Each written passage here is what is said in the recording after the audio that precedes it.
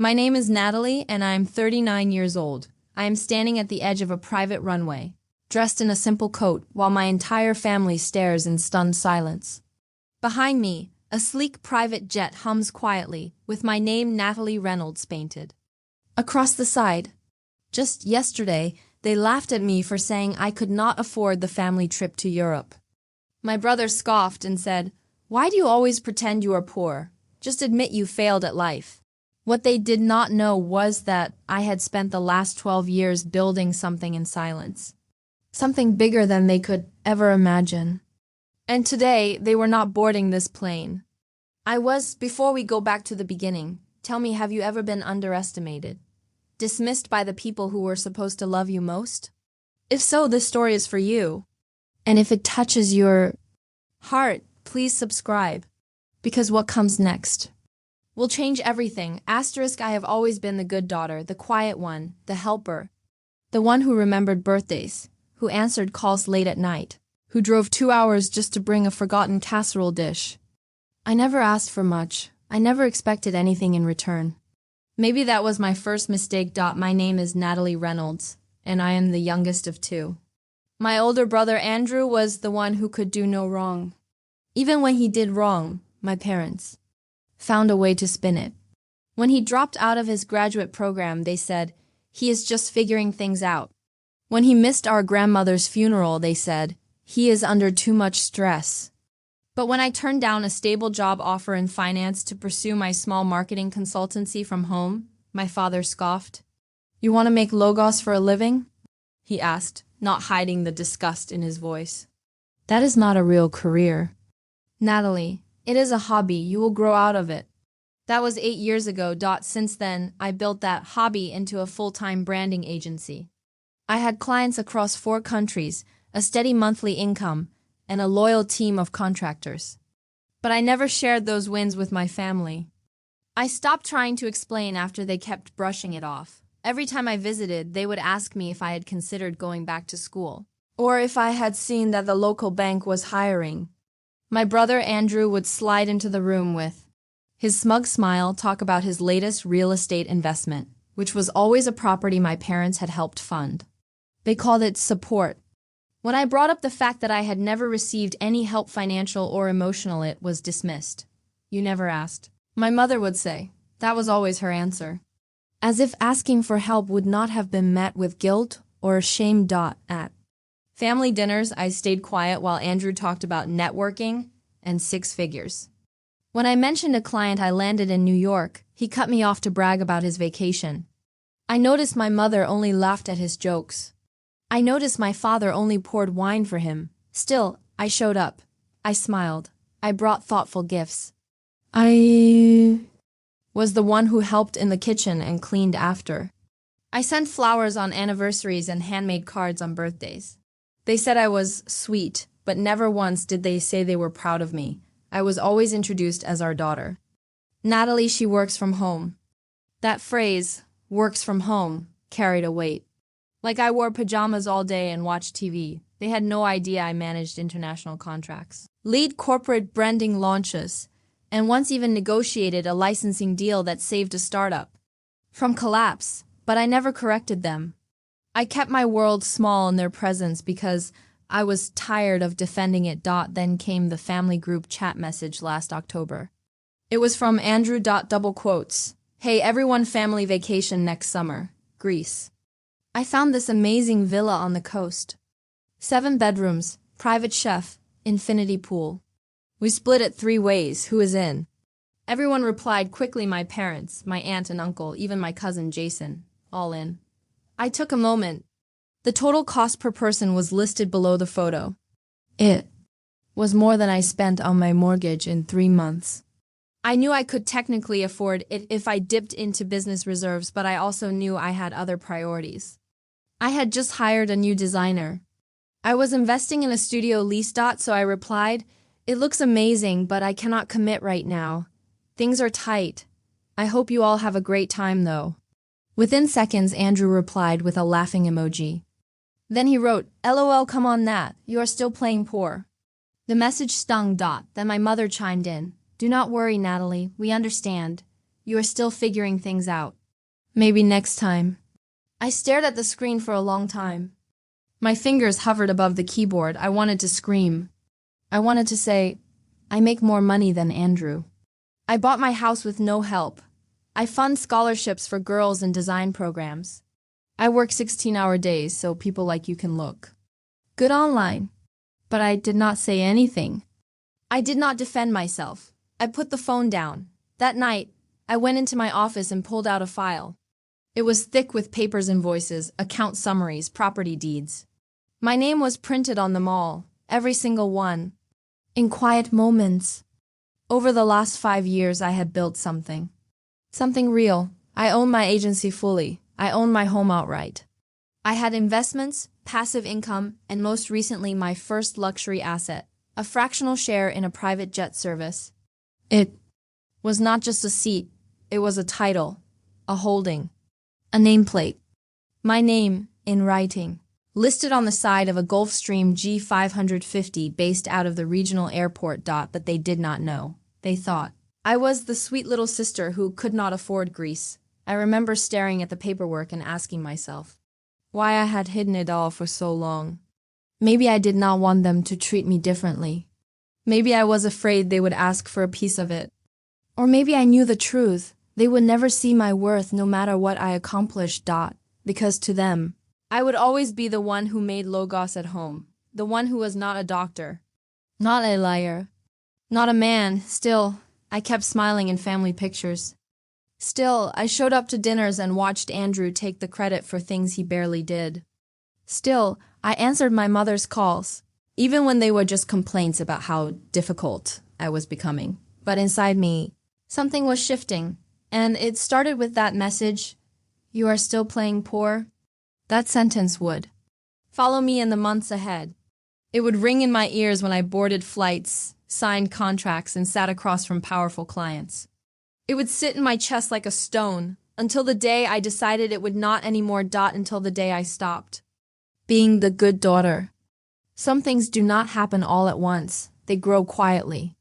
They root themselves deep inside you until you cannot even tell where the original wound came from. That is what my family did to me. Not through violence or cruelty, but with something. Slower dismissal. A lifetime of being overlooked, misunderstood, and gently pushed aside. I remember the first time I felt truly invisible. I was 10 years old. It was Christmas morning, and I had saved up for weeks to buy my mother a gift. I washed cars, helped our elderly neighbor weed her garden, and collected soda cans to recycle. I put all the coins in a glass jar and walked down to the pharmacy. There I bought a small bottle of lavender lotion. My mother always said she loved lavender. I wrapped it in newspaper, added a ribbon from my school folder, and placed it carefully under the tree when the time came to open. Presents, my brother Andrew got a bicycle. A shiny blue one with a bell and gears. My parents clapped, my father beamed.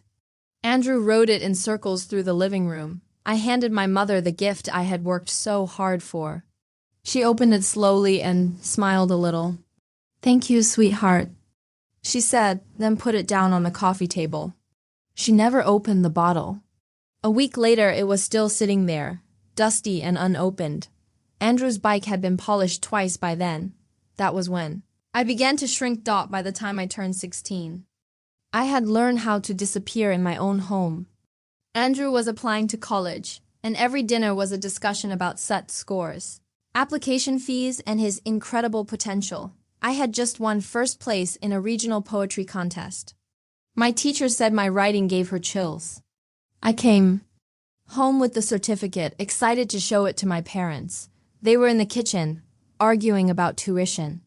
I held up the paper and said, "I won something today." My father glanced at it and said, "Is this from that English class?" Yeah. "It's nice, Natalie. But you should really focus on something practical. Writing is not going to feed you." He went right back to asking my mother if they could take money out of their retirement for Andrew's first semester that night.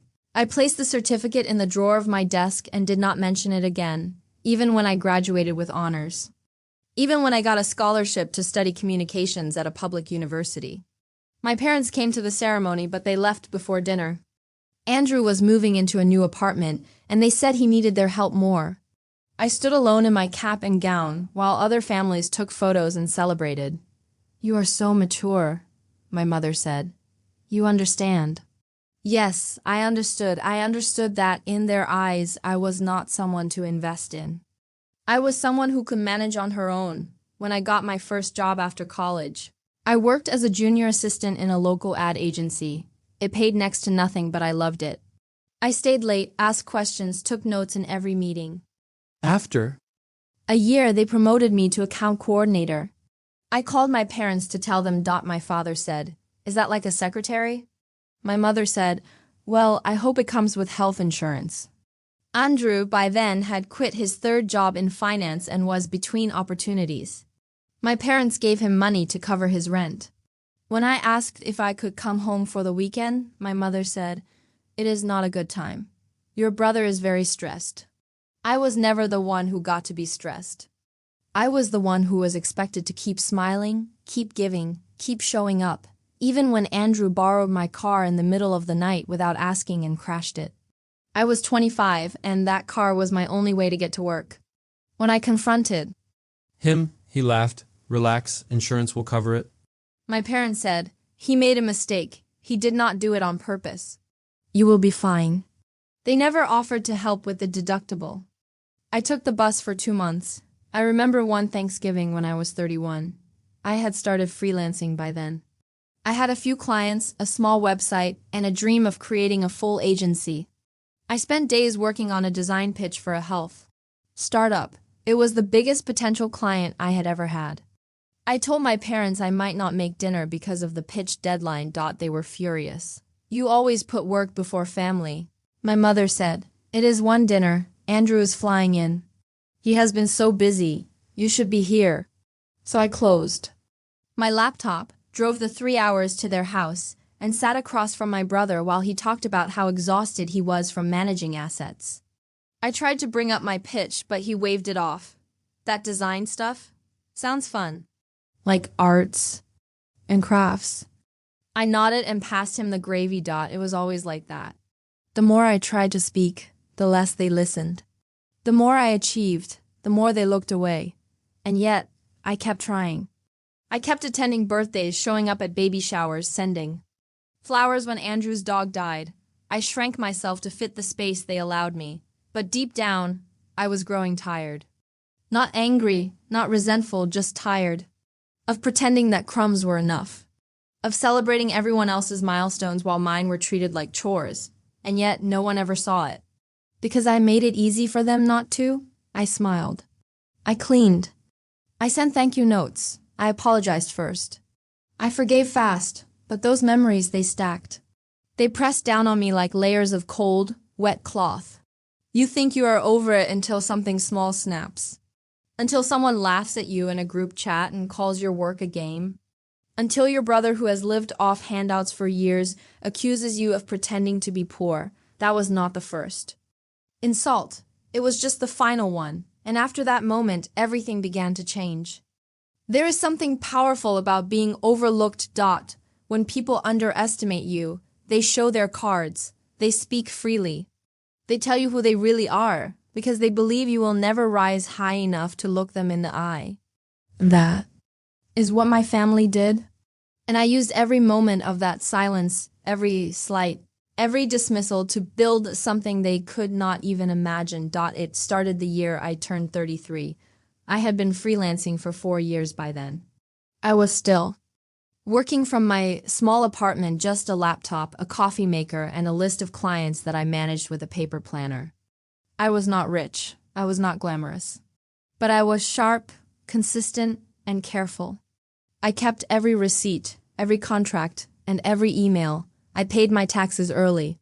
I reinvested every spare dollar into software, design courses, and better branding. I knew no one was coming to save me. So I saved myself. I remember the first time I landed a 5-figure contract. It was with a boutique hotel chain in the Pacific Northwest. They had found me through a referral. I stayed up for 3 nights creating their pitch deck, redesigning their logos, and drafting their entire website strategy.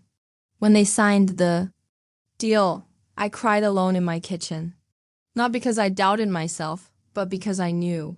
I had done something that no one in my family would even believe. So I stopped telling them. From that point on, I built in secret. I created a company, Reynolds Creative and Strategy, LLC. I got a proper accountant. I hired a virtual assistant. I found a lawyer to help me write solid client contracts. Every month my revenue grew. Every year I set higher goals. By 35, I had a six-figure income. Not from one lucky project, but from consistent client work, consultation calls, brand strategy sessions, and passive sales from a course I launched online. I lived below my means. I wore the same old clothes, drove a modest car, and turned down vacations so I could fund my future. I bought my house at 36. A quiet property on the edge of a small town, with tall trees and a big back porch. No one helped me. No one even knew until I sent them a change of address card. My mother said, "Why did you move so far away?" I said, "Because it is mine." She never asked how I paid for it, but the biggest secret came later. At 37. One of my clients, a successful tech entrepreneur, told me about fractional jet ownership. It was a way to buy into private aviation without owning a whole plane. He said it changed his business travel forever. At first, I laughed. That sounded like something for celebrities. But I researched it. I did the math.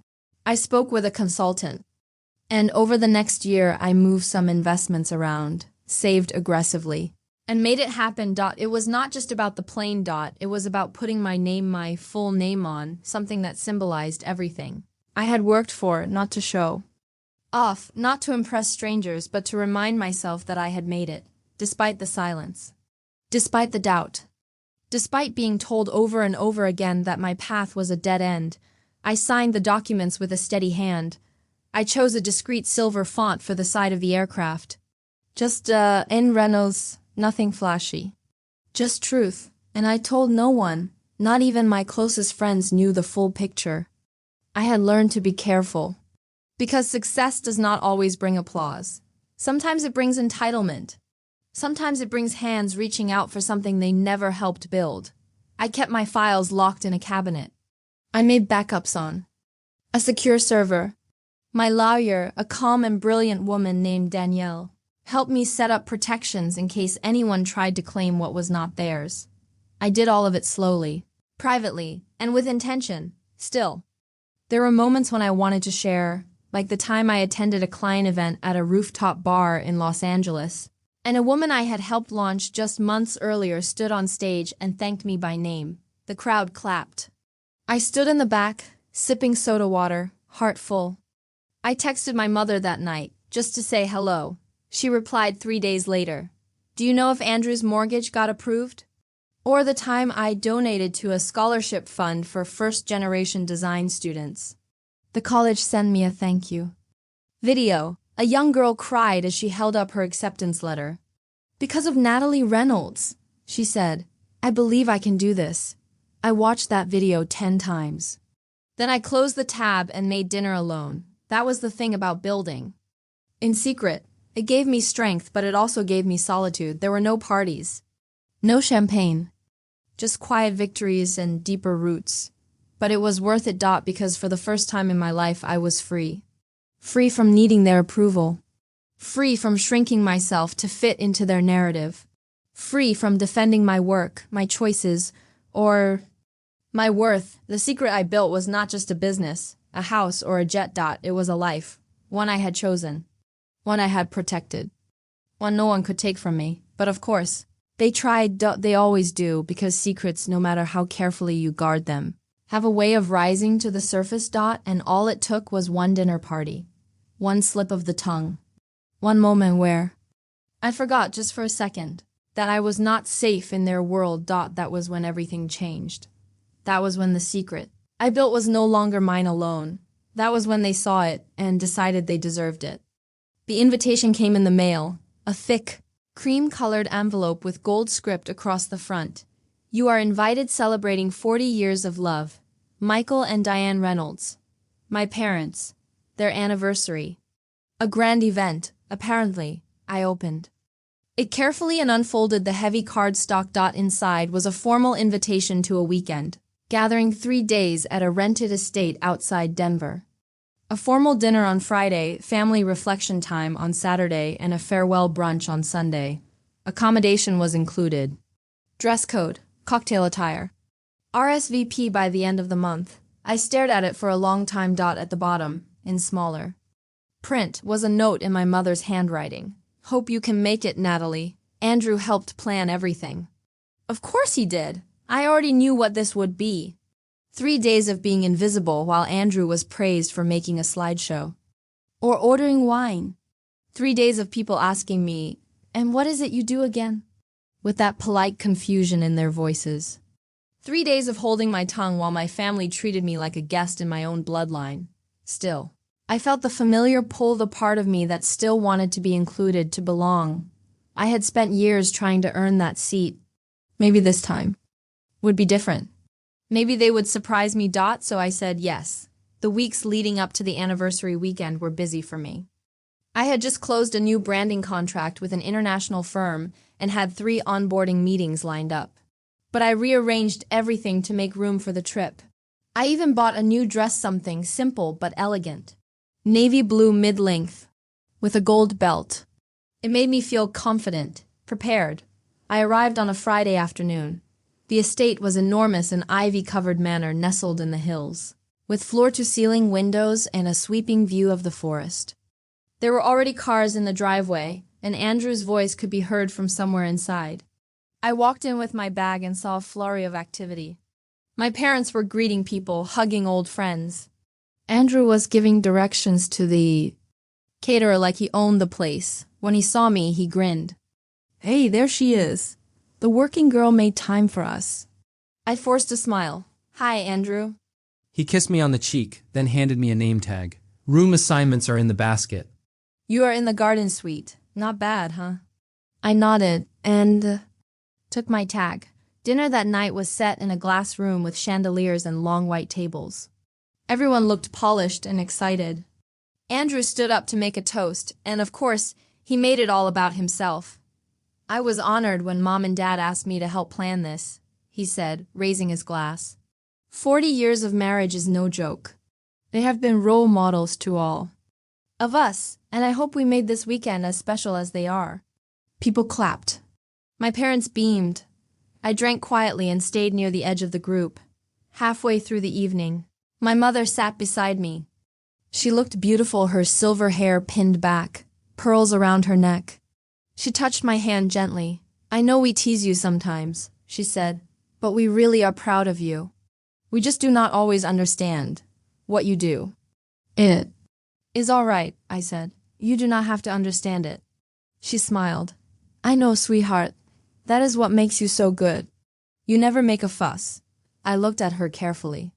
I wanted to ask, why is making a fuss so terrible? But I said nothing. The next day was the reflection gathering. We were asked to sit in a circle in the great room and share memories or sentiments about my parents. Andrew spoke first, of course. He told a story about when Dad taught him to fix a bike. Then he added, "It showed me how to handle responsibility. I think that is why I have been able to manage everything I do now." Several people murmured. I spoke a little later. I talked about how my mother always stayed up late to wait for me when I came home from high school theater rehearsals. How she used to warm up milk for me and ask about my day. She did not always understand what I loved. I said softly, but she always stayed up. That meant a lot. There was a brief pause. Then someone changed the subject. After lunch, I went outside for a walk. I needed air. I needed space.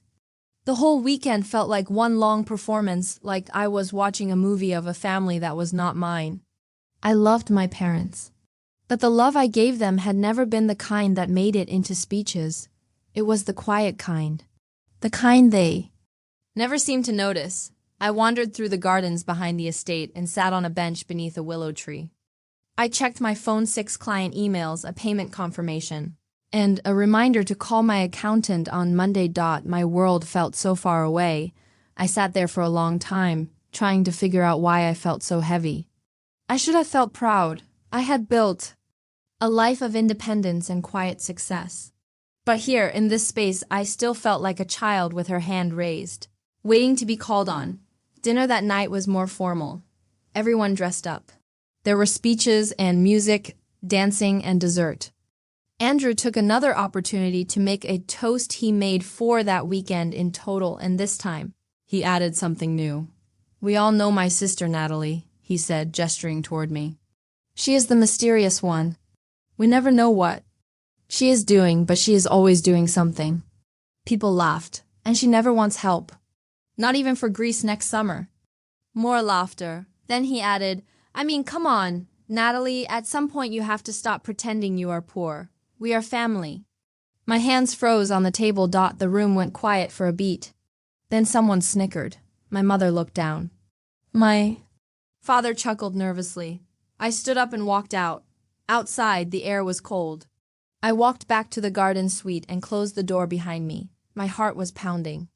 I looked at myself in the mirror, flushed cheeks, clenched jaw. That was when I made the decision.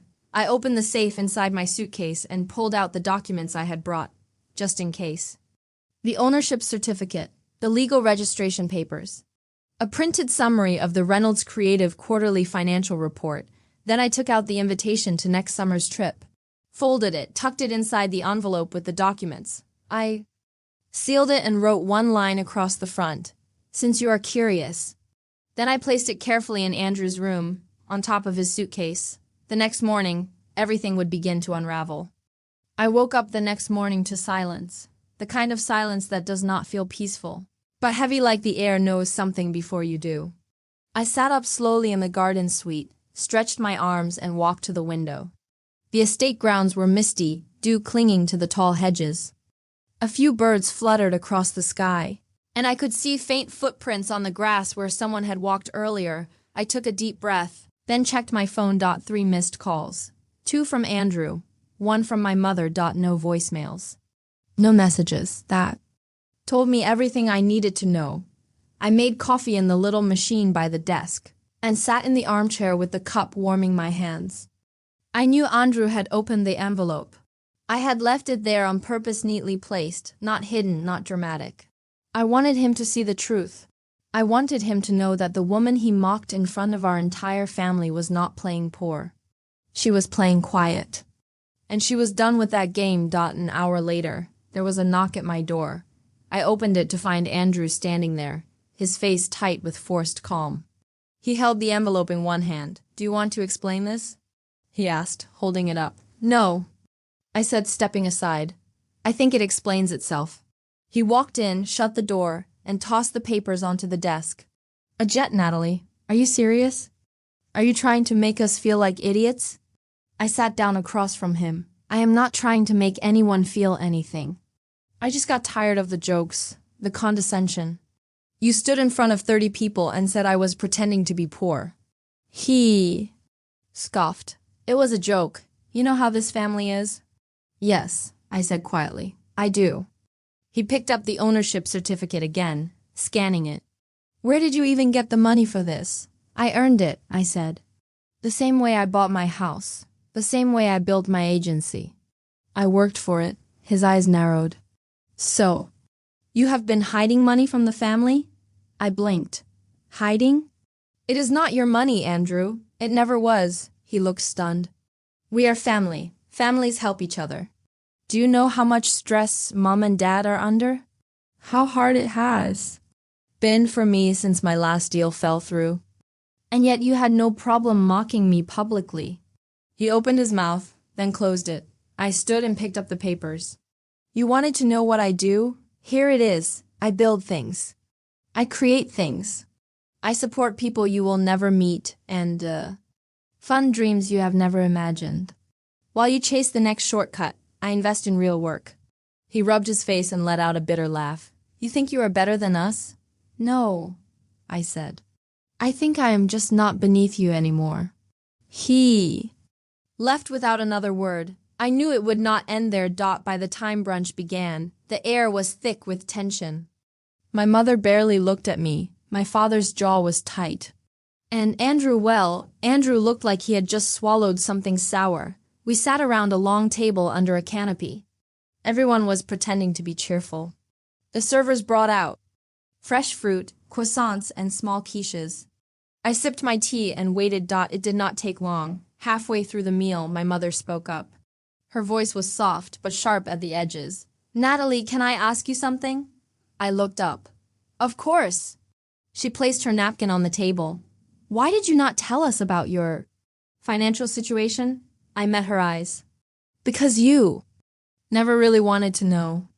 And when I tried to tell you about my work, you dismissed it. We are your family, she said. We are supposed to share things, resources, opportunities. I nodded slowly. I have never asked for anything.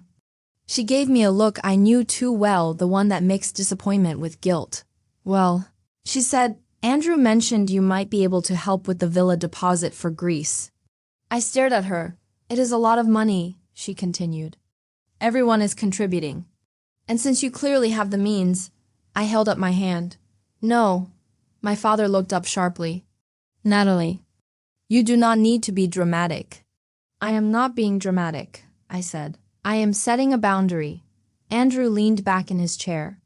You seriously would rather spend money on strangers than your own family? I looked around the table. Every eye was on me, some confused, some judgmental. I have spent years giving to this family, I said. Time, energy, kindness, support, and in return I was mocked, overlooked, treated like a burden or a joke. Now that you know I have money, suddenly I am important. Suddenly I owe you. My mother's voice trembled. We are not saying you owe us. We are saying you should want to help. I did want to help, I said, standing, for a long time. But now I want peace. I walked away. I packed my things slowly. My hands were steady. My heart felt heavy but not broken. I was not angry. I was clear. As I zipped my suitcase, there was a knock on the door again.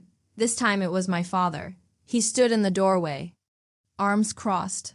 I do not know what is happening with you, he said, but this family does not operate on secrets.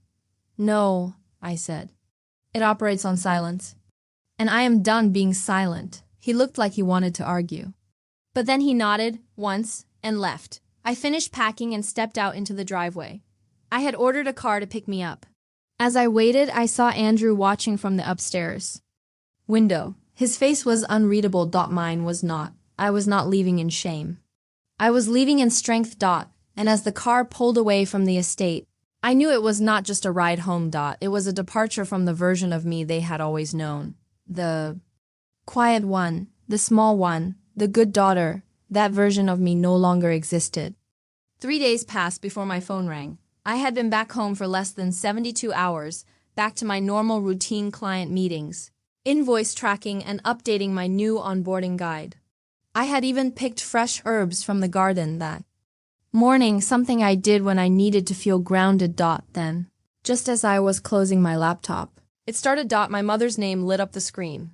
I let it go to voicemail. 5 minutes later, a message came through. We need to talk.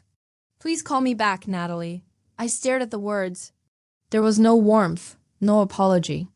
Just a command dressed as a request. Still, I called back. Hello, she said, her voice calm but clipped. Hi, Mom. I want to be direct, she said. You embarrassed your brother. You embarrassed us. That was not necessary. I blinked. Are you referring to Andrew making fun of me in front of the entire family? Or are you referring to the part where I told the truth? I am referring, she said slowly, to how you handled yourself. You made everything about you. That weekend was for your father and me. But I did not start that conversation, Mom. I responded to it. After years of swallowing, things I should have spoken up about, she sighed deeply. Natalie, you always were sensitive. I paused, that old line again. The label they loved to use whenever I showed emotion. She continued, we raised you better than this. We taught you to think of others, to support your family. That is what families do. I sat down. There it is, I said softly. What? That sentence, that belief, that I owe something. That because I was born into this family, I must give without limit. She hesitated. It is not about owing. It is about giving back. We have supported you. I felt a sudden heat rise in my chest. When have you supported me, Mom? You never paid for my school. You never helped with my car. You never asked about my business without turning it into a joke. I have shown up for this family more times than I can count. I came when you were sick. I helped plan Dad's retirement dinner. I even rewrote Andrew's resume after he got fired.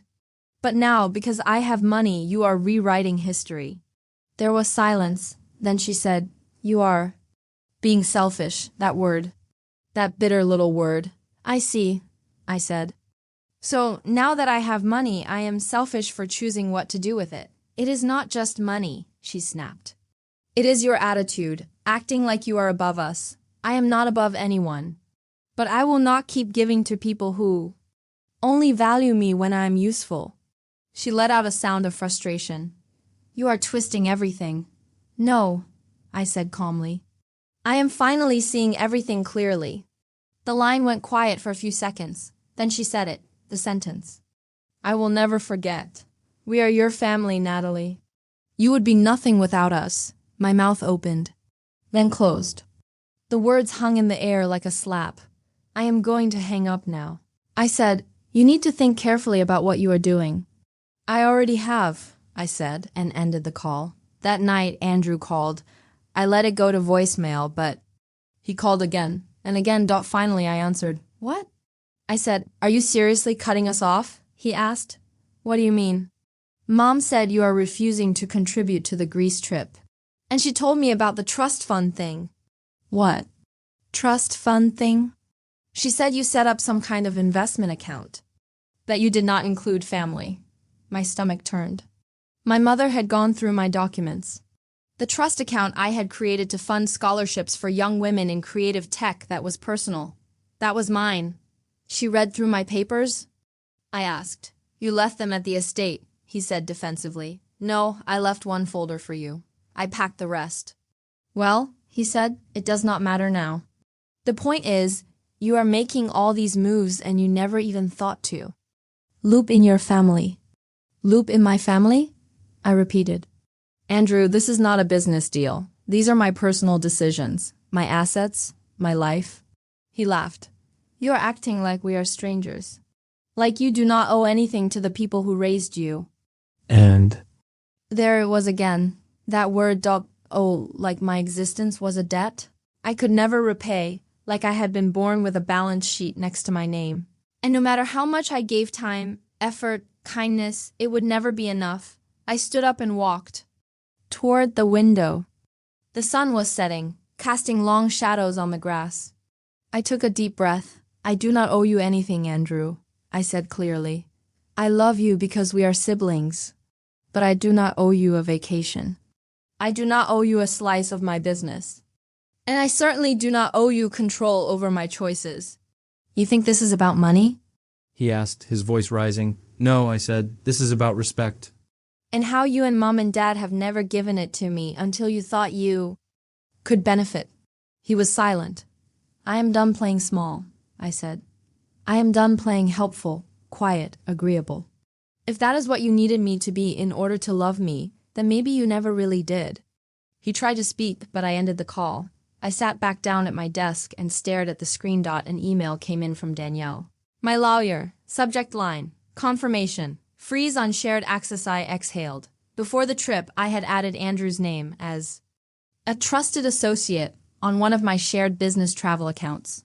It had no direct access to funds, but it did allow him to see some perks. I had done it to be generous. After his comments, I removed him. And now it was done. My phone buzzed again. This time, I did not answer. I opened a blank document instead and started writing down everything I would need to protect. Business accounts, personal banking, deed paperwork, grant agreements, because they were not going to stop. They had shown me exactly who they were, and now it was time for me to show them who I had become. It happened on a Wednesday afternoon. I had just finished a branding strategy call with a startup founder in Berlin and was reviewing campaign designs when my phone buzzed. It was another group message, one I had not asked to be part of. My mother Had created it weeks ago. Reynolds Family Circle. I usually ignored it. It was mostly photos of Andrew's lunch, forwarded jokes from my aunt, or little updates about church fundraisers. But this message was different. It was a single screenshot, followed by a caption. Just thought everyone should see where our little Natalie has been hiding herself. The image was from my company's private Instagram account. A reposted photo of me standing on the runway beside the aircraft with N. Reynolds on the side. I had only allowed a few clients to tag me in it. Somehow, someone had found it and shared it publicly. Then came the replies. Aunt Maggie. Oh my. Natalie, I had no idea you were doing that well. Why the secrecy, Cousin Jake? That is baller. But yeah, why so private about it, Andrew? Because she has always had something to prove. Even to her own family. Mom, it is not about proving anything. But maybe Natalie can help us out with the church renovation now that she is jetting around the world. My chest tightened. There it was. The mask peeled off completely. The real reason they suddenly cared. Not to understand, not to reconnect, but to collect. I put down my phone. I walked to the kitchen and stared at the kettle as it heated. My hands were shaking. Not from fear, not from sadness, but from something that had been building inside me for decades, the ache of being small, the weight of biting my tongue, the pain of smiling while being dismissed. I had held it all for so long. I had wrapped it in politeness and carried it in silence. But now the silence was gone. The illusion was shattered, and what I felt now was clear, cold, focused. I had snapped, but it was not loud. It was not explosive. It was calm. It was the kind of snap that changes the course of everything. I sat at the dining table with my laptop and opened a new document. At the top, I wrote, Family Financial Access Audit. I began listing every favor, every gesture, every shared account, every access point I had ever given. Andrew, airline reward. Program, removed. Family cell phone plan, still active. Backup emergency card for mom, never used. But active, shared Netflix account tied to business card. Emergency contact listings and client accounts. Then I added emotional debts. Time spent writing Andrew's resumes, gifts sent to cousins' weddings, silent contributions. To family fundraisers, forgiven loans from 2017, 2019. And 22-1, I tallied it all. The result was not financial. It was emotional. It was years of giving without being seen. Of being the reliable one, the helper, the one who never complains. I had confused love with duty. Now I was choosing clarity. I called Danielle. Hi, I said. I am ready to go all in. She did not ask for context. She knew. I will need paperwork drafted, I said. I want a total removal of family members from anything remotely tied to my name. That includes legacy permissions, digital profiles, and emergency contacts. Got it, she said. Do you want to revoke power of attorney too? I had listed my father years ago out of habit, not trust. Yes, I said. Every legal tie. Understood, she replied. I will send over a complete package tonight. I hung up. Then I went further. I opened my banking portal and canceled the family Netflix. It was a small thing, but symbolic. I logged into my cloud storage and revoked all shared folders. I deleted the shared calendar my mother insisted I join. Next. I wrote an email subject, personal boundaries moving forward to Mom, Dad, Andrew CC, none dear family, this will be the last message I send on this thread over the past few weeks. I have watched a pattern I have long ignored come fully into view, one where my achievements are mocked until they can be used. And where my value is measured by how much I am willing to give. This pattern ends now. I am removing myself from all financial, digital, and emotional obligations that tie me to this dynamic. I will no longer respond to requests framed as guilt, entitlement, or expectation. I am not angry. I am not punishing you. I am protecting myself. You may not understand this today. That is all right. I wish you peace. Natalie. I did not reread it. I hit send, then I blocked the group thread. I did not do it out of spite. I did it because I finally understood something. People who love you do not make you beg to be seen. They do not wait until you have something they want to suddenly treat you like you matter. I had spent a lifetime trying to earn what should have been given freely. And now, I was done earning. I stepped outside. The sky was soft with the colors of early evening. I sat on my porch and listened to the wind in the trees. No phone. No guilt, no pretending. For the first time in my life, I felt still. And in that stillness, I felt powerful. I woke up early the next day. No messages, no missed calls. Nothing. For the first time in years, my phone was silent. The silence felt earned. Like the kind of quiet that follows a storm, not empty, but cleansed. I sat at my kitchen table drinking coffee while the morning sun poured through the window. My laptop was open, documents lined up on the screen. The night before, Danielle had sent everything I asked for: a complete asset protection package, a revocation of power of attorney, a formal cease contact letter template, should it become necessary, and one final file: statement of intent, Reynolds estate matters. It was time. First, I signed the revocation forms. Then I opened my family trust file and removed my father's name from the emergency executor list. I added my lawyer instead. I clicked submit and watched the confirmation notice blink across my screen. Next, I addressed the family cell plan. Years ago, I had added my mother and father under my business family discount. I paid their portion every month without question. It had been my quiet way of giving back. But now it felt different. It felt expected. I logged in and requested a transfer of responsibility. They would get an email. They could accept the transfer or find a new plan. It was not about punishing them. It was about creating space. Next, I opened my business payment processor and reviewed all saved access points. I found 3 linked devices that did not belong to me. One was Andrew's tablet. I revoked it. Then I opened the travel platform where I used to gift reward points to Andrew whenever he asked. I had stopped months ago, but the access remained. I deleted his profile. Finally, I turned to the scholarship fund. This was not a place of conflict, but clarity. The fund had always been private, administered through a shell foundation I created called Northlight Start. Its purpose was to support young women in digital branding and content strategy.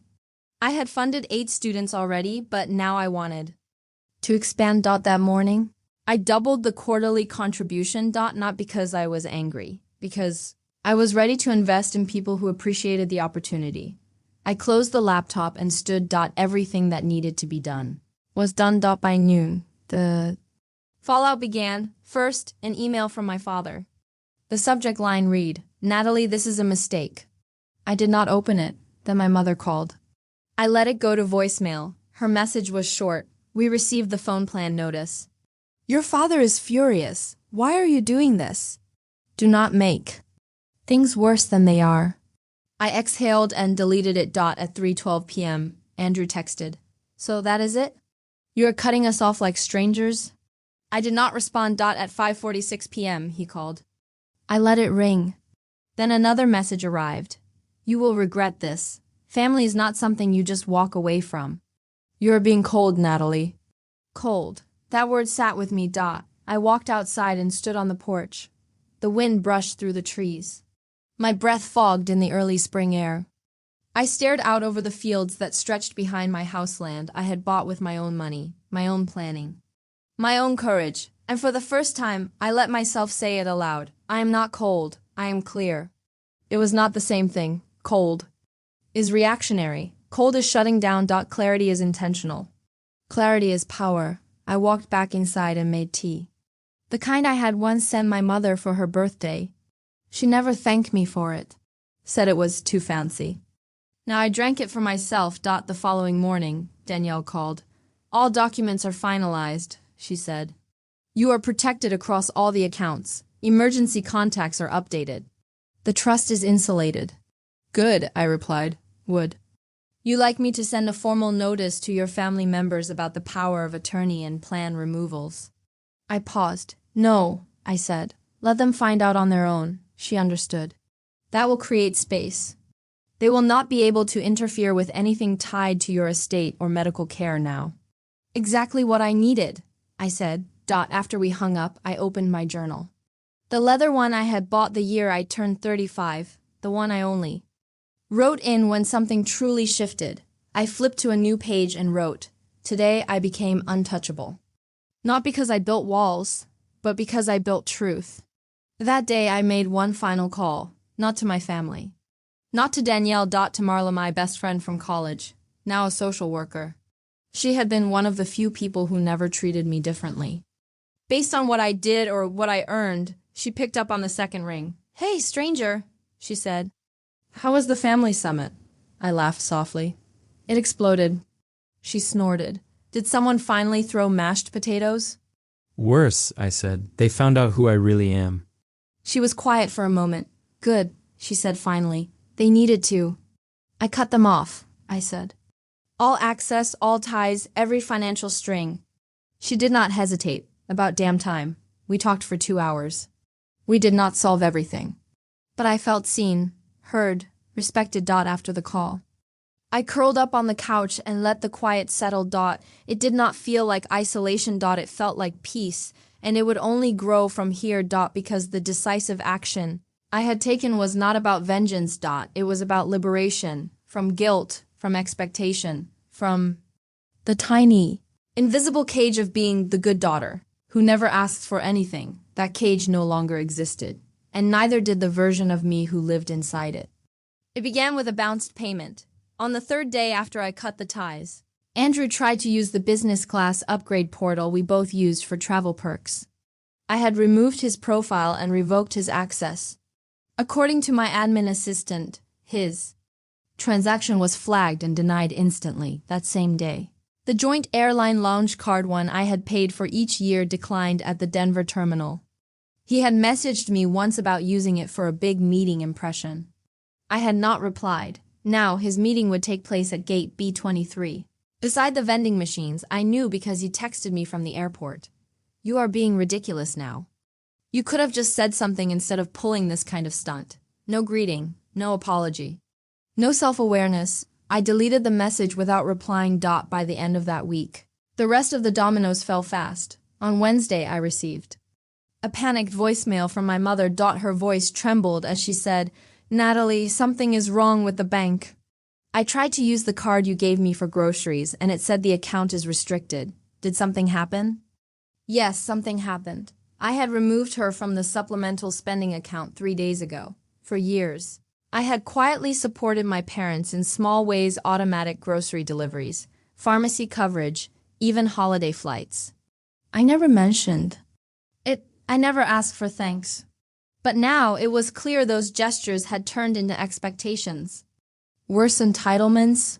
And once those were removed, the panic began. Later that day, my father called. I almost did not answer, but something in me said it was time to hear it. His voice was firm, measured, like he was trying very hard not to sound angry. "We got the notice from the phone company," he said. "Your mother is upset. We are trying to sort out what this all means." "It means I am stepping back," I said. "I have withdrawn my financial involvement with the family." "You could have warned us," he said sharply. "I could have."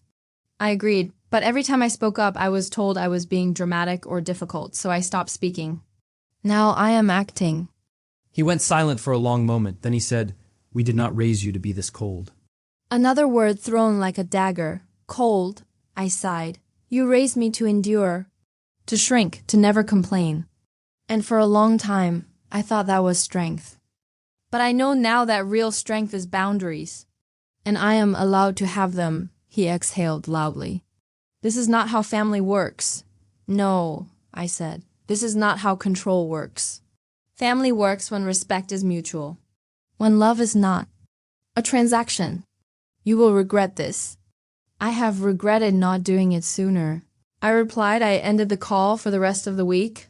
My phone filled with noise. Andrew messaged me on every platform he could find. You are blowing things out of proportion. We are family, not business clients. You cannot just cut people off like that. Actually, I could. And I had.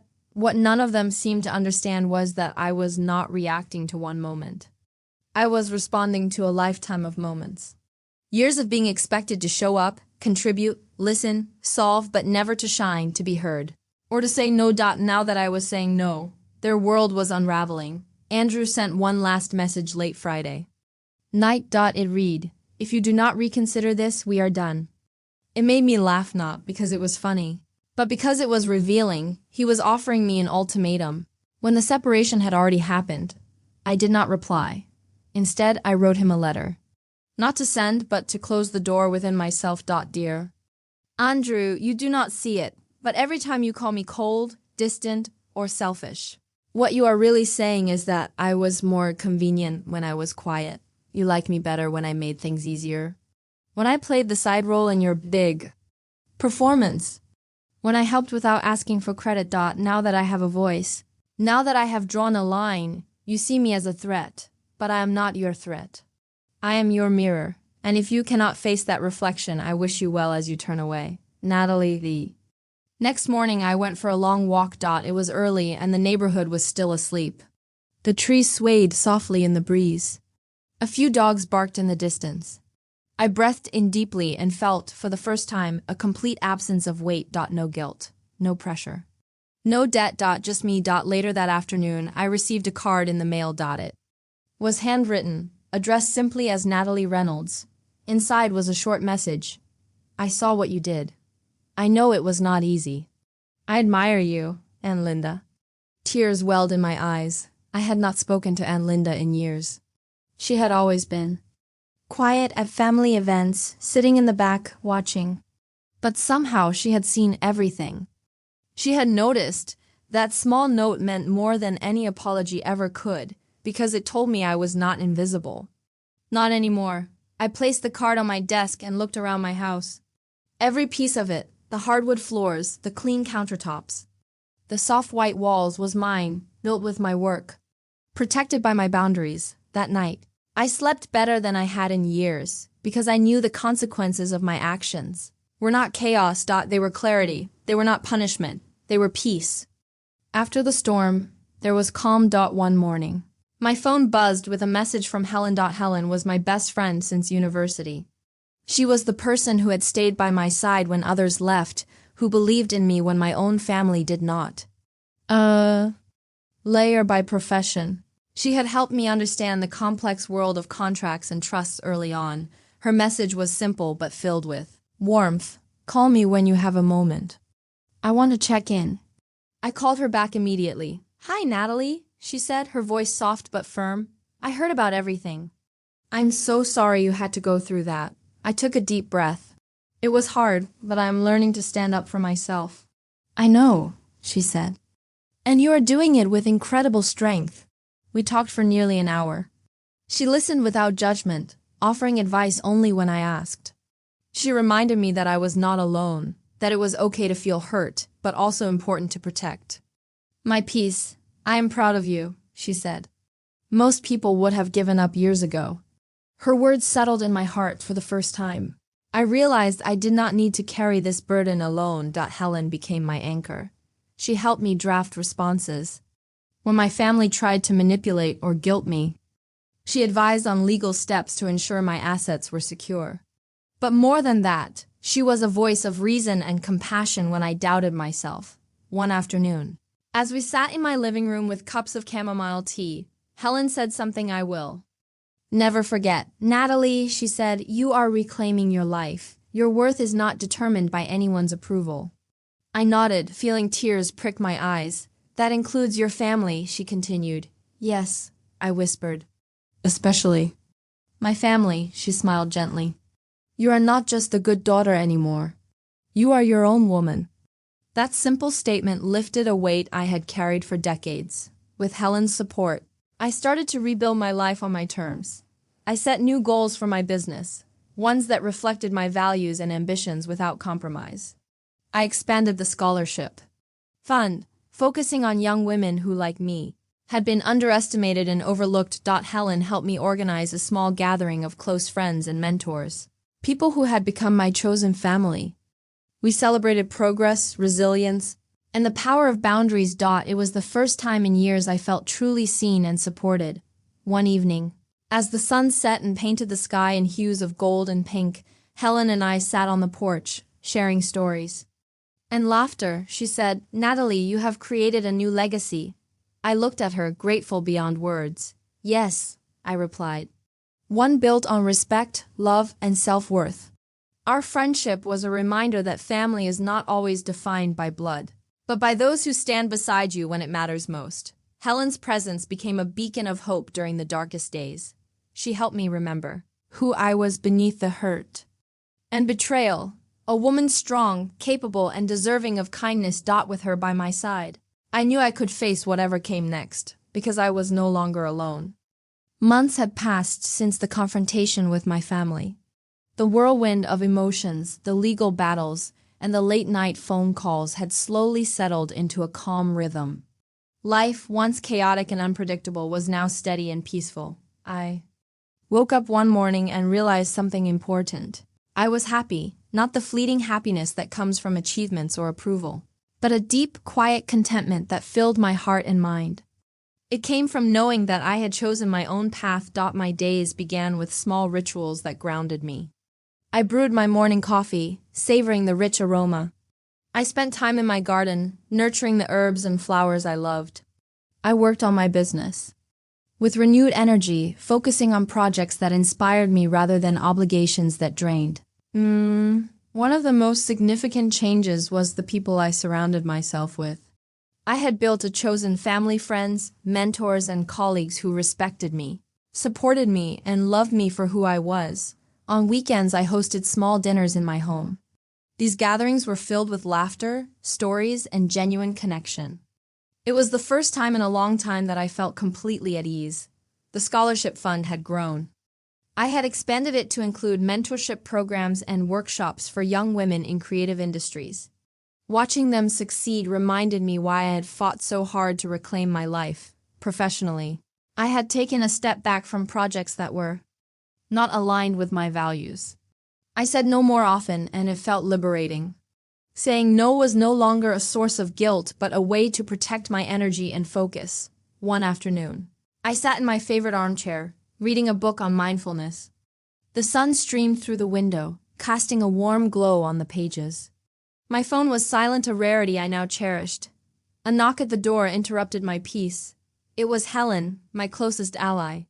She carried a bouquet of wildflowers and a bright smile. "I thought you might like some company," she said. We spent the afternoon talking about everything and nothing. Our conversations were honest and uplifting. She reminded me of the progress I had made and the strength I had shown. As the day turned into evening, I reflected on the journey that had brought me here. The years of feeling small and invisible had transformed into a story of resilience and self-respect. I understood now that happiness was not about perfection or approval. It was about embracing who I was and choosing peace over conflict. The quiet life I had built was not empty. It was full of love, respect, and authenticity. One night, I stood on my porch looking up at the stars. The cool night air wrapped around me like a comforting blanket. I felt a sense of gratitude for the journey, the lessons, and the people who had stayed. I knew that the past would always be a part of me, but it no longer defined me. I was free to live, love, and grow on my own terms. Free to be the woman I had always wanted to be, and that was the greatest gift of all. I often reflect on the meaning of fortune. For years, I believed fortune was measured by money, possessions, or status. Growing up, my family equated success with visible wealth, the big house, the luxury car, the prestigious title. That was their definition, and for a long time, I tried to fit into it. But now, after everything, I understand that my real fortune is something far deeper. It is the self-respect I earned by setting boundaries. It is the courage to say no, even when it meant losing the people I thought loved me. It is the strength to stand alone and still feel whole. One evening, I sat quietly on my porch with a cup of tea. The sky was painted with soft hues of twilight, and the world seemed to hold its breath. I thought about the journey, the years of silence, the betrayal, the fight for dignity. I realized that all the money I had quietly saved, the business I built from scratch, and even the jet with my name on it, those were symbols. They were evidence that I was more than the good daughter my family had dismissed. But none of those things compared to the freedom I now felt. Freedom from guilt. Freedom from expectation. Freedom from being small. I had learned that family is not defined by blood alone. Family is defined by respect, love, and the willingness to see each other as equals. The greatest gift I have given myself is the courage to walk away from anyone who makes me feel less than. That courage is a fortune they can never take away. I remember the moment I understood this clearly. It was during a quiet dinner at home, with only the soft hum of the city outside. My phone buzzed with a message from my mother. It was short. I hope you are well. We miss you. I felt a pang, mix of sadness and relief. I replied simply, I wish you peace. That was enough. I had no need to explain, justify, or reopen old wounds. I was at peace. My life was my own, and that was the richest fortune of all. I close this story with a message to you, the listener. If you feel small or unseen, remember this. You are not alone. You deserve respect. You deserve kindness. You deserve to be heard. Do not be afraid to set boundaries. Do not be afraid to protect your peace. Do not be afraid to walk away from anyone who makes you feel less. Your real fortune lies within you. The strength to honor yourself and the courage to choose a life that reflects your worth. That is a fortune no one can ever take away. Thank you for listening to my story. May you find your own path to freedom and joy.